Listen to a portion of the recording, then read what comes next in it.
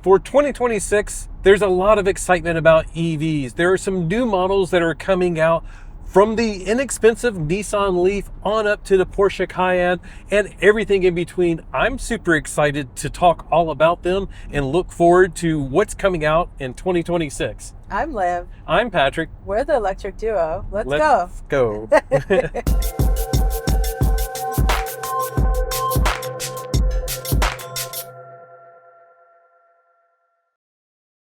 We just spent time at the LA Auto Show, so some of these brand new coming up EVs we actually got to see. We will have independent videos of some of those, so check those out. But this first one that we're going to talk about, we didn't get to see at the auto show, unfortunately. They're Mercedes CLA with EQ technology. Yeah, we did get to see it at IAA Mobility in Munich, and I thought it was really nice. The specs are pretty decent, and some people are already talking about it as like a Model 3 competitor. And I was just like, yeah, but it's going to be Mercedes. It's going to be really expensive. But I think the pricing has been announced. It's going to start at $47K. Which I'm shocked about. I actually sat in that in Germany and played around with it quite a bit. And like Patrick said, it's Mercedes. So I was just assuming that it was expensive. Now, obviously 47 is not like it's cheap, but it's not what I would have expected from the car that I was in at the time. By the way, we are in San Diego. We're driving down from North County, San Diego, down to San Diego proper. So we're taking you guys along for the drive as we chat. So now you know where we are. Yeah. But it definitely seemed more premium to me than I was expecting. Well, it seemed Mercedes premium. Yeah. I was just surprised at the price because I thought it would have been like a $60,000, which definitely. The one we probably sat in was probably $60,000. But starting at 47, I think is a fantastic starting point. Specs look pretty good. I'm pretty happy to see Mercedes still continuing, and they keep like sort of changing directions with their EV lineup, because they had the EQ series, but now they're just like, it's going to be the CLA, CLB, like they have some other stuff coming out, but I think the one that a lot of people are enthusiastic about will be the CLA. I certainly am. Like, I never thought that Mercedes would be a potentially viable option to replace one of our leases, which expire next year. But at $47,000, that could be awesome. Yeah, and now I'm like, I should have soaked it in a little bit more. I loved having a sedan. I wanted a Model 3 size car, but now I have like the Mach-E. I'm used to being a little bit upright and a little bit higher set. So I'm not sure if I'd want to go back to that or not, but I think that's going to be like a sleeper hit. And of course, with some of the like the EQS, like the one we tested out a couple of years ago was like over $120,000. So there were some big discounts on it and it didn't sell well, but I'm like, it was also $120,000. So yeah, starting at 47 and just say like, even if it options out at like 60,000 for a decently configured one, that's not bad. All right. Yeah. And by the way, we're going off from InsideEVS list that I found, because I'm like, we're driving, I don't want to forget one. So we'll link it down below. But yeah, I did want to say, by the way, it's an 800 volt system. So that's super fast charging, which is great. I mean, I think that we're going to see a lot of people, and we're seeing a lot of brands. One of you guys are in traffic right now, so this is what you get when you're in SoCal in traffic. Yeah. Thank you, Mach-E, for it was in Blue Cruise, but the pre-collision came on because everybody just like stopped. They braked really hard. Yeah, I might need to get back to the carpool lane. So we're certainly, at least I'm hoping, and we're certainly seeing this, more automakers bringing more affordable vehicles with a little bit better specs, which we really need to see. We can't have luxury pricing all over. Now, continuing to roll down this list is a vehicle that we saw at the auto show, the new Jeep Recon. They actually revealed it, I think, just the night before we attended the media event at the auto show. We didn't film a solo video with it, but we did take a look at it. It is a $65,000 rugged Jeep with like doors and everything that detach without tools. What else? Like, just really Jeepy. Yeah, it has that Jeep vibe. So Yeah. I think a lot of people are excited by that. I'm excited to see it. It's not necessarily the vehicle for us again, uh, but it, the range on it would be a concern for me if I were buying something in 2026. Which is 250 miles to a full battery. 250 miles. But considering it's like this, rugged all-terrain tires, very upright, it's understandable why it's about that. I would like to see it better. I think that's going to be like a big holdup for a lot of people. And the price, 65,000, which I get. You're getting some of that ruggedness added to it. So I don't know. I'm excited to see it out there. I think a lot of people will be enthusiastic. I can't wait to see some people take it off-road and actually have like a full off-road, because like there's like the Mach-E Rally, the Ioniq 5, TRX, right? XRT. That's Toyota TRX. Yeah. So XRT. So the Ioniq 5 XRT, by the way. So they're not really off-road. No, that's a different category. And also I think like questioning the value of this really depends on if we were the person that this is made for, and whoever that's made for is, oh Lord, they're breaking hard. Yeah. Is gonna be able to assess for themselves, right, whether the car is valuable. So I think like stuff like being able to take the doors off without tools. If you're a Jeep person, how valuable is that to you? How difficult is it normally?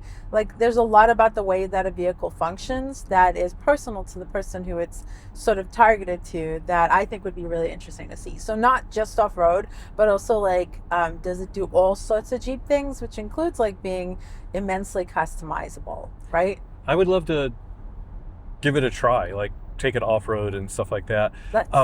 Yeah, and it's sort of like the same thing as like the 250 miles is probably not the best for a road trip, but it's also probably not the vehicle that you're buying if you're like, I'm going to do a 3,000 mile road trip.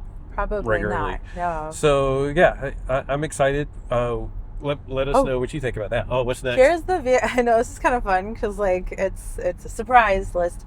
The vehicle that's next could be the one that you get for a 3,000 mile road trip. The BMW iX3. Oh yeah. That we saw unveiled in Munich. Actually, we're just gonna like drop that in there because it was like the most exciting thing that we've done probably so far at all in this car stuff. But we then also got to spend a day with BMW at their design work studio here in Santa Monica, not too far from us. We got to spend more time in the iX3. We got to talk to the designers. This is the first vehicle in the Neue Klasse lineup, which is like the entire redesign of their EV lineup. This was sort of spearheaded by their Santa Monica design branch, which is like an independent industrial design firm that's like wholly owned by BMW. And if you don't know, which I wouldn't imagine you would, I studied industrial design, so this is just like it was a starstruck moment of like incredible just glee to have that experience, and it's really cool to see what they're doing. So the new iX3, I think we both kind of were a little bit floored by it. Yeah, it's for multiple reasons. So yeah, the specs are great. They're talking about like 400 kilowatt charging, 400 miles of range, at $60,000, which it's a bit more than like a Mach-E GT, but it's like it's BMW, so you get a bit more premium feel to it. So it's pretty exciting to see that, and not a bad price point. And I'm sure again they'll have like higher trims that cost a lot more. One of the things that we were sort of blown away by, like actually sitting in it, was the screen that's like right under the windshield. That's sort of a distance from you, but it actually works really well as sort of like a heads-up display. But you have information over in the far corner as well. So it really is like worked way better in person than it does in video and photos. So it's some pretty interesting technology, really interesting design language. I like it. I know it's a bit controversial, as anything BMW does, but I'm excited. So by the way, that's a panoramic vision display, and it's across the entire dash. So it's like the bottom couple inches. Hopefully we can throw some B-roll on, but that is by default in the vehicle. So this is not an add-on. This is what it's built with. You can add on a heads-up display, which I think is cool. So it's like, like the BMW, the EQS, they had the hyper screen, which was like a $7,500 add-on or something, which is where you get a screen across the whole dash, right? The whole interior. And that made the interior look amazing. But then if you didn't want it, you saved $7,500 or $7,300, whatever. But then you missed out on like a whole... cheap. Yeah, you missed out on a big part of the vibe. But the iX3, that panoramic vision display is included.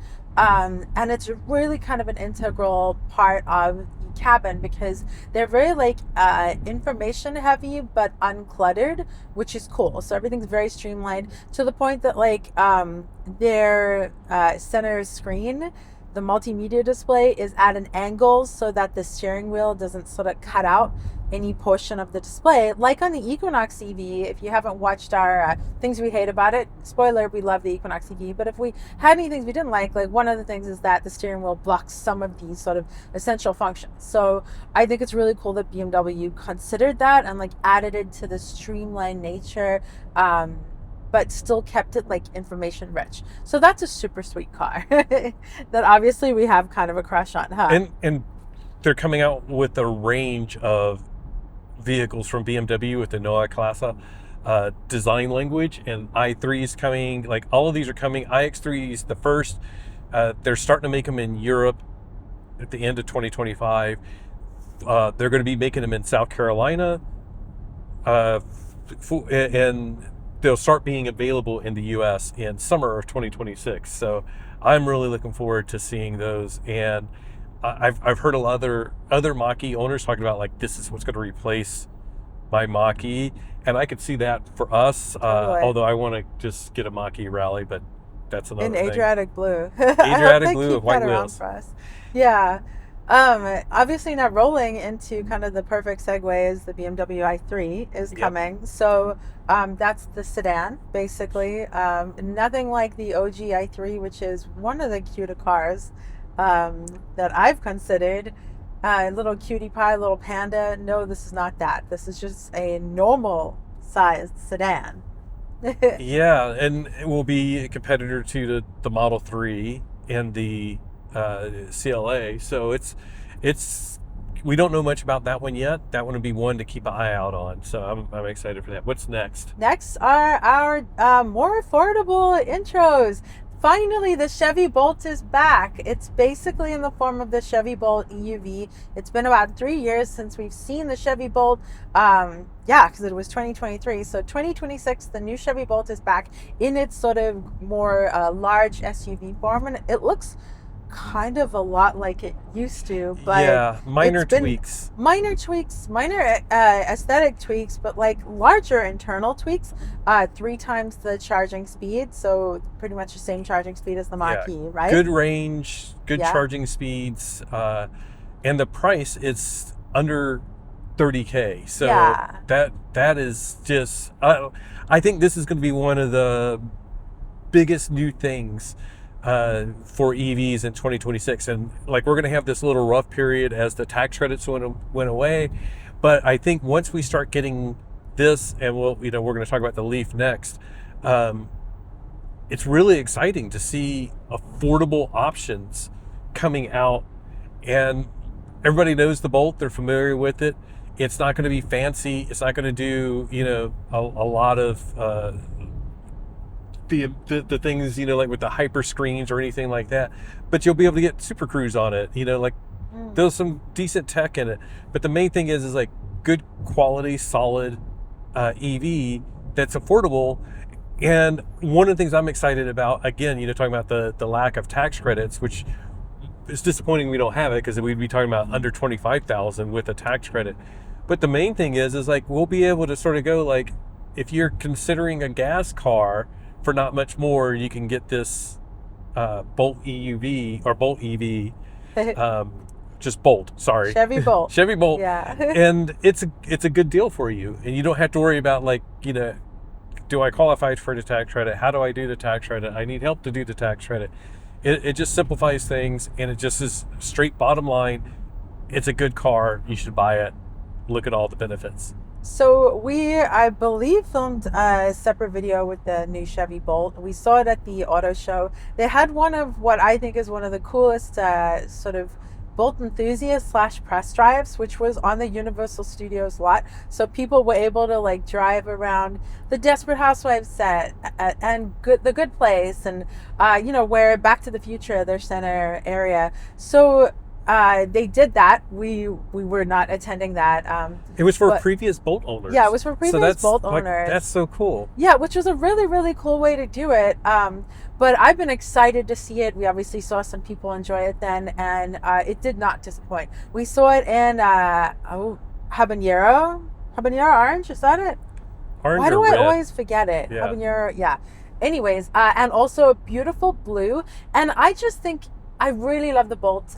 We have a video kind of declaring that we would love to have a Mach-E and a Bolt. We tried to buy one a couple times and had some trouble with dealer markups and stuff like that. It really was a toss-up between the Equinox EV and buying a used Bolt. So I've always had a huge crush on the Bolt. I think it's a lovely vehicle. I think it's, especially now with the souped-up version, this modern upgrade, it's like enough range, it's enough charging for a lot of things, right? And sitting inside it at the auto show, it just felt very comfortable, familiar, car-like, suitable, well-appointed. It didn't feel cheap, it just felt good. So then now let's roll into the Nissan Leaf, which we also have a video with. Felt similar.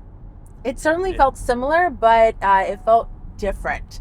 Like there was certainly some features, like they have the shifter is buttons on the console. Yeah, on the dash. On the dash. It felt a little cheap, but it was a little bit. Yeah, it's like inexpensive. I mean, but it's sort of like, again, it's like you're getting a tremendous amount of range, charging, all of that for $30-some thousand. Or I think that one is like 32, I believe.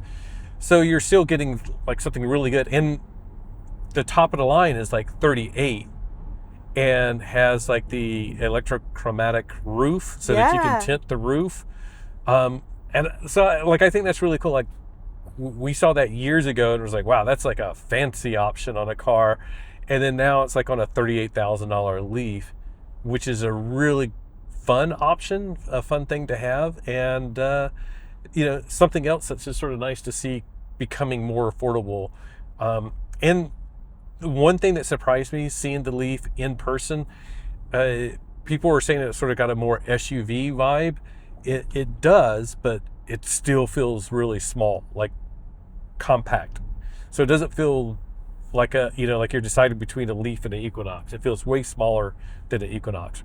Yeah, but it feels the same as the Bolt, like size-wise, and I'm so excited that we have these options on the market. I think that both the Bolt EV and the old Leaf had a weird vibe, right? They were just like a little quirky, and I think that now they're very approachable, they're very normal, but cool and modern, right? So they're not weird anymore, they're just cool, and I think it's really awesome. Some things I liked, the ergonomics of both of their cabins were lovely, spacious. If you know, I'm a right leg amputee, so I crossed my left leg over to drive. There was tons of room. I kind of like the Leaf, how the back door handles are recessed, so you reach in to open them. That's very ergonomic. It's so cool that we have these options under $30,000. Well, Leaf slightly over. Close. But yeah, very, very close. As we now get into traffic. So, and that's where it comes into an interesting point, right? A lot of the cars that sometimes take the spotlight have a ton of horsepower, a ton of range, but we're stuck in traffic a lot of the time, right? And I know the horsepower matters when we're like trying to get around people, we're trying to get on an on-ramp, but like when we're just sitting in traffic, what really matters is comfort, right? Yeah. And your range is super efficient when you're in traffic too. So let's roll on to the next thing, which is the Slate Truck. Yes. I was going to be like, if Slate's not next, I want to talk about Slate. We have to talk about Slate if we're talking about vehicles under $30,000. So Slate was announced earlier this year only, we were lucky enough to be at their unveiling at an airplane hangar in Long Beach, which was so cool. The moment they drove through the sort of hangar doors, Patrick was putting a reservation in. Yeah. Like right away. This was a hold the camera and reserve. There's another one of those coming up, so we'll tell you about that one too. But it's really, really cool. And the moment they announced it, they said $25,000 for a blank slate, being a base truck, right? No, manual windows, no radio, tiny little instrument cluster, no screen, all that, right? So that's your blank slate. Now, without the tax credit, the price is up a little. Some people were quoting the pricing with the tax credit to start with, so they were saying closer to like 20,000. I think honestly, like Slate was relatively clear of like it's 25. Yeah, they were the clear. beginning. People picked up on the like 20 because that's what was The tax the credit. nice headline. Yeah. It does bring up some interesting things, and I'm just going to slightly mention something in 2027. The Ford truck, EV truck that they're going to be building in Louisville, they're saying at 30,000. So like this may be just that may just be a few thousand more than the Slate, and we'll have 4 doors and an infotainment system and like potentially better range. We don't know. Like it's like a lot of extra features compared to the Slate for just a couple thousand more. But I still think the Slate is very intriguing for the right customer. Like a lot of people will just be like, yeah, that's great. I want the lowest cost thing. Yes, it has crank windows, but you can option power windows, which is I think a lot of people would do. But I would. But it just gives you a lot of flexibility. And with fleet customers, they were just talking about like if you get the fender dinged, you could literally just take it off yourself and put on a new one because of the way they made the fasteners easily accessible. You can wrap it so that like you can do your, if you're a gardening service, you could do like in the summer or like we can trim your hedges and put a wrap with that. And then as you get toward the winter, you could be like where you can do snow removal or whatever. And the wrap Christmas kit lights. is $500, and then you can do it yourself. Yeah, and I'm sure like the different wraps, like this customized ones will maybe more, but it just gives you a lot of options, a lot of flexibility, and it's one of those where I think it's gotten a lot of interest from like maybe people my age in the 50s or whatever that are just like, this reminds me of the old trucks, and you didn't, you wanted it to have like rubber floor mats or floors so that you could just spray it out and things like that. So it's sort of like, I think it's going to be really sort of cool to see a bit of the retro vibe just because it's so basic. And it may flop. People may go like, I'd rather have a truck that's a little bit nicer for a few thousand more. But I think it could be a very interesting thing for fleets, people with kids, because we talked about to a lot of people that were like, wouldn't it be great to be able to buy that for somebody's car? And then it's like, you don't care, We're next to the loudest cute truck. They're busting. Speaking of old school truck. Old school. I honestly, I loved having an old car. I had a 98 RAV4 for 16 years, and I loved that thing. Actually, did I have it for more? No, Yeah. 17 years? More.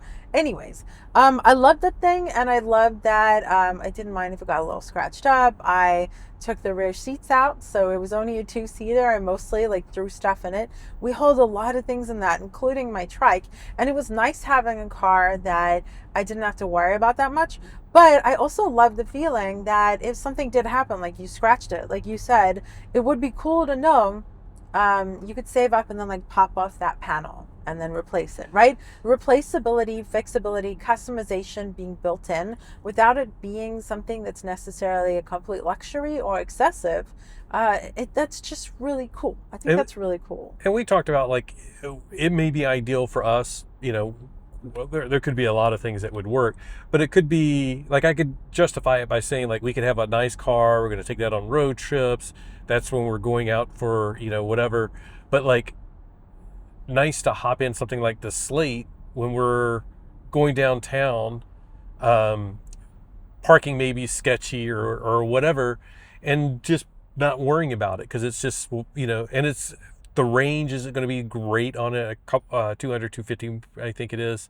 We're driving 100 miles today, by the way. Yeah. Round trip. And I'm like, this is really long. Yeah. So by the way, I have to tell you guys what we are doing. So I'm going to get a hearing aid.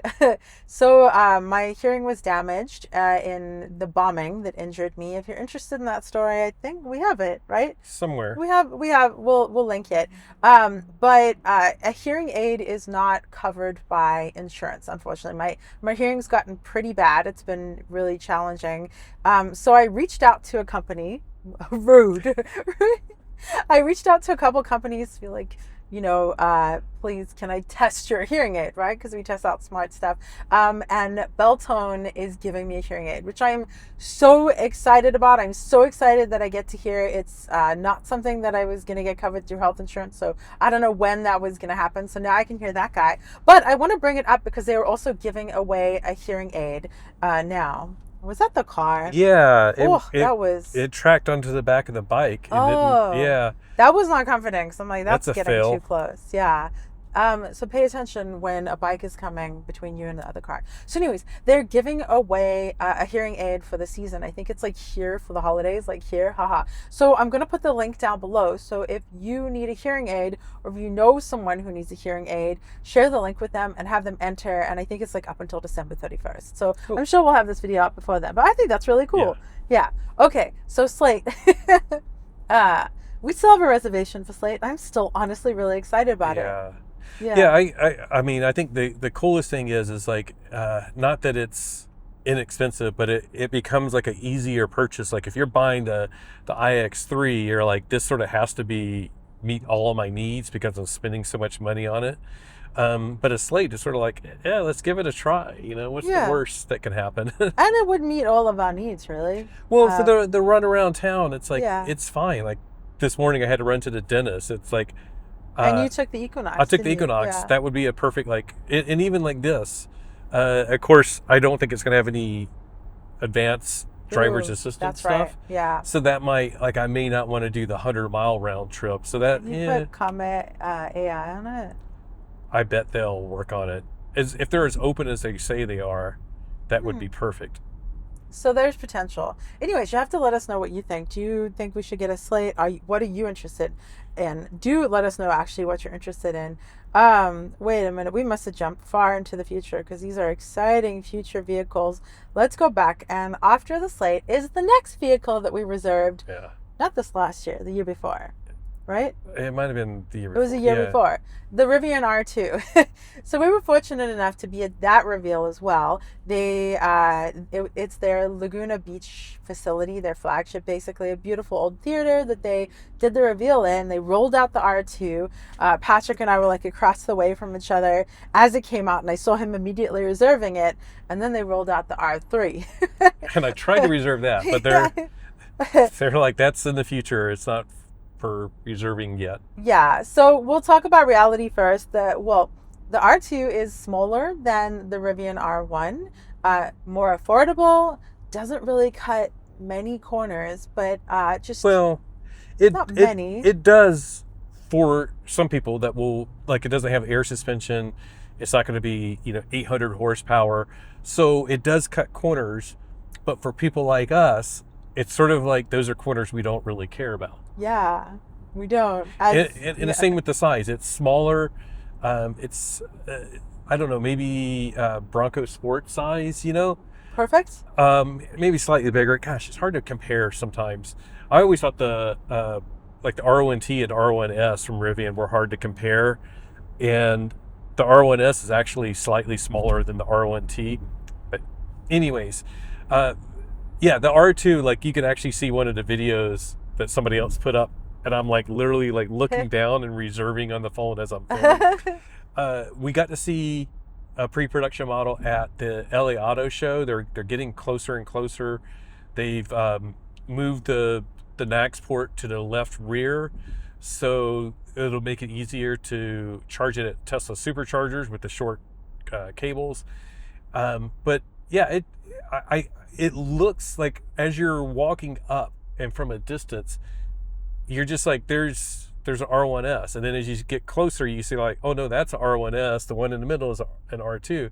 So it really has that Rivian look and feel, and I think it's a really good size, and I think it's starting at 45, right?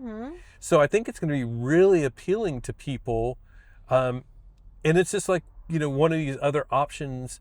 You know, it's sort of completely different than like a Model Y, but a lot of people are like, it could be a great option for people that are looking at a Model Y. Model Y is looking sort of older now because it's been out for a few years, like the Mach-E as well. So it's something different and new, good price. Rivian's having their Autonomy Day, December 11th. I don't think we'll have the video out before then. So they had it, but I think they're talking about their autonomous features, and who knows what they're going to be coming out with. It sounds like they're doing a whole day's worth, so I don't expect it to be like a minor update of what they're going to be doing. And I don't think they would make it exclusively on the R1 series. I think the R2 would be something that they'd want to have this stuff on, especially if there's a subscription involved, which it seems like everybody's going to be doing. So I don't know. I think this is one that a lot of people are really excited about. They're going to be building them in Illinois, but they have their other plant that they're building, so they have the capacity to build a lot. And the future Rivian is sort of dependent on the success of the R2. So hopefully you guys are enthusiastic about it. I think there are a lot of people that are. And then it sort of makes me start thinking, is like an R2 at 45 versus that BMW iX3 at 60. Like, you could probably spec out the R2 pretty well. Yeah, that's true. Ooh. Yeah, it did it again. Oh no, that's weird. There's a feedback feature. I forget where it's at. I'll have to link to that video. You can give feedback. So I'm going to give feedback.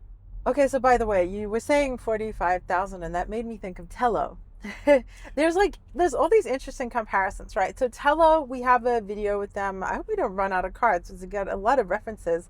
They're a $45,000 truck that is the size of a Mini Cooper, and it has a standard truck bed. Well, almost compact standard. truck bed. Compact So truck like bed, it can 4-seater. Oh wow, there's a rally. Well, nice. Was that Grabber Blue? Yep. That was cool. So anyways, yeah, I think they said you can put a 4x8 piece of plywood if you drop the tailgate and all, but so that's 45,000, and then we'll have the R2 for 45,000. So we have these compelling options. It's going to be interesting to see who succeeds. I want them all to succeed because we need small trucks that can fit into any parking spot, that are useful in dense urban environments like the Telo Truck. And we also need a Rivian. Like, we need these options. It's not quite the plethora yet of ICE vehicles that we have, so we need variety and options in these electric offerings, and I hope they all succeed because we need this. So at the same time, I think it's like a really cool comparison. $45,000 Telo. Telo R2. is a bit of a stretch. They got to overcome a lot of obstacles to get into production, and they're going to be using contract manufacturing. So they're not building their own factory. They're going to contract it out. Who knows who they're going to use, but they have a long way to go to actually get into production, but we're really excited to see it. And as with any new startup, it's sort of like, how does it get serviced and things like that. And like Rivian is expanding their service network. It's always a struggle for these new startups. Very exciting to see them, but worry about it. You know, how are they get serviced, and what do you do if you have a problem and then the service center is like 100 miles away? That's realistic. That's for another video, but yeah. So moving on to the next thing after the Rivian R2, obviously the R3 is slated to come out in a couple of years, and that's smaller and cheaper than the R2. That's my dream vehicle, but we hope for the R2 to succeed. So Range Rover Electric. Yeah, I don't know much about the Range Rover. I don't think it'll be big in the U.S. Range Rover in general isn't big. There's like a huge amount of fans of Range Rover, but I just don't see it becoming huge here. It'd be nice. It looks like it's pretty decent, but It looks gorgeous. I love that kind of boxy aesthetic. And like a lot of vehicles coming out, it's going to have an 800-volt architecture, which is really cool. I think that's cool. Obviously, the Ford vehicle will not. But so it's cool seeing vehicles that do have and cool seeing vehicles that don't. And like rolling that into the price, I'm assuming. yeah. Yeah. Well, I mean, Kia, Hyundai, Genesis are doing such a great job of incorporating 800-volt in cars that are not expensive. So it is a way to save some money, is doing the 400-volt systems. But at the same time, it's like that's how you can get some great charging speeds. And the charging infrastructure is way more capable of handling 800-volt cars as it's expanding and growing. Iona, for example, with their 400 kilowatt chargers would be great with those. And hopefully we'll have a video out before or after this one. We're getting ready to visit Iona's headquarters and meet with them, as well as the auto manufacturers that are part of Iona, and tour their facility and one of their rechargeries. So we're really excited by that. And we just attended the grand pre-opening of the one in Oceanside. So very cool. And that's literally like 4 miles from our house. So it's so Yeah. awesome. The next vehicle, we have a couple Mercedes, but we sort of hit on that. But the Porsche Cayenne electric. I know they just did the first drive event, which is cool. We heard some good things, but we first saw it recently in Munich, where they were displaying the wireless charging, which is pretty cool. It is an optional add-on, an expensive optional add-on, It's right? very expensive. It's like Yeah. $10,000 or $12,000. So yeah, and the joke is sort of like, if you're buying a Porsche Cayenne, you can afford to buy wireless charging. But there's also a lot of comments of like, why would anybody want wireless charging? And I, as often as I've like gone out to the garage and I need to get something from the back seat of the Mach-E and I got to like step over the charging cable, like I wouldn't mind having it. I wouldn't pay $10,000 for it.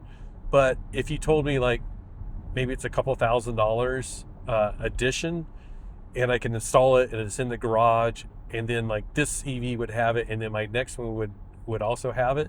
Like, I think it's a worthwhile investment that I would consider, just for the convenience of it over the long run. Yes, and not just convenience, like two things. I think it's potentially more accessible, right? So if you have someone who has any mobility impairment, they can still drive, but accessing the side where the charging cable is might be more difficult depending on your configuration. Our previous garage was a single car garage, and I couldn't actually get in and out the vehicle easily in the wheelchair. So I actually had to crawl in and out of the garage. So accessing the side where the charging was would have been hard. We were in a gas vehicle at the time. So making it more accessible, which wireless charging would do, would be really, really cool. But then also I think it makes it more accessible to the people that find the idea of charging intimidating. When we remove the human variable of having to interact with charging, and you simply just drive your car and then you park it at home and that's it, suddenly it's unbelievably more accessible mentally. I think the idea that like you don't have to worry about a thing. I mean, you could worry about public charging, right? But like if you have a Porsche and you're going to probably charge at home a lot, and never have to worry about anything, it's not just yay, a little BMW i3. You did that on purpose. Yeah, I knew you would be A little excited by the Panda. i3. But I think that's a huge thing, because then it's not just it's more convenient. It's like you literally will never have to think about it unless you're public charging. And if you have a Porsche, you probably have a single family dwelling where you can charge. But we could assume. I don't know. What do you think? Yeah, it just it's one of those things, like some people like having a wireless charging for their phone. I generally plug mine in most of the time, but it is really nice having like a wireless charger by the bed or something like that, where it's most convenient and you don't have to worry about it. So I think at first I remember people going like, why would you want wireless charging for your phone? It can't be as efficient and blah, blah, blah, and all of these things. But, now it's sort of like like every phone has to have wireless charging. I just think it's gonna be cool when this is not a luxury option, right? When wireless charging isn't just the Porsche Cayenne, when it's the Leaf or the Bolt, and Leaf and Bolt owners will be able to just drive into their parking spot and your car is automatically charging. I just think that's like the next level beyond any other thing of EV life. Yep. Yeah. And then, just in general, like the Porsche has done a really good job with the Macan, the updated Taycan. So the Cayenne is going to be really great as well. And, I think it's going to be interesting to see like how does the Porsche, audience, potential buyers, how do they like a larger electric vehicle? Because like a Macan and a Taycan, I guess Taycan, I think they're sort of easier to think about and use, but I don't know. I don't know people who buy Cayennes as much, although we did know one. So anyways. But that's kind of our list at the moment. Like I said, or like Patrick said, we'll list the InsideEVS article down below that we were reading through. There's a lot of cool EVs coming. There really are. And there's more coming. We just sort of wanted to focus on... We skipped the Ferraris and stuff. We skipped the fancy, hella expensive. There's always fancy, hella expensive EVs. But we're super interested in more accessible options. And we're really excited about everything that's coming up, which even though the wave is moving away from EVs, the wave is still moving in the right direction. So there's lots of good stuff coming, and I'm excited about it. Yep. Yeah, so basically, think about what's coming out in 2026. Let us know which ones you're most excited about, because that also will help us like dictate like how we do our coverage over the next year. Like which cars do we try to get loaners and do reviews and things like that. But just in general, like, are you guys more interested in the budget-friendly 30,000, or are you looking still for like performance-oriented $60,000 cars, or you excited by the Recon? So just let us know, and we'll see if we can provide coverage. We're getting close to our exit, so we're making our way over. So while Patrick navigates towards the exit, definitely let us know what you're interested in. We really are listening to you guys. We used to only make one video a week, but now we're trying to push it more. So you're going to see more of a variety of content. If you are really into Mach-E's, if you're really into what we started this channel as, and you are a Mach-E owner and enthusiast, then I really do hope you join us at the Mustang Mach-E Club of America and Ford EV Clubs. If you're a Ford EV enthusiast or Lightning owner, and seriously, like if you like Ford EVs, come join us. So if you just want to hang out, we do a lot of talk about Ford EVs, about Mach-E's, about Lightnings, about different groups across the country. We help people get connected. We help people find good dealerships. We talk about meetups, all sorts of good stuff. So be sure to come find us. We have all the details down below in all of our videos, and it's a really awesome and thriving community. So we've reached our exit. I'm so excited to go get a hearing aid, go enter that contest down below. So it's time to go. Thank you so much for joining us for this video where we discussed some of the upcoming EVs for 2026 that we are super excited about as we drive towards the sun. And I'm squinting. Shall I end this video? Yeah, hurry up and end. Thank you so much for joining us for this video. A huge thank you to our patrons whose names are scrolling across the screen right now. We so appreciate you guys and your help and support of us in this channel, as well as you, our YouTube members too. Thank you so very much for your constant support and positivity. You guys rock. Thank you for liking, watching, subscribing. And just remember that whatever you drive, whether it's a rickety old thing or something that's coming in 2026, whatever it is, enjoy the ride. Bye. Bye.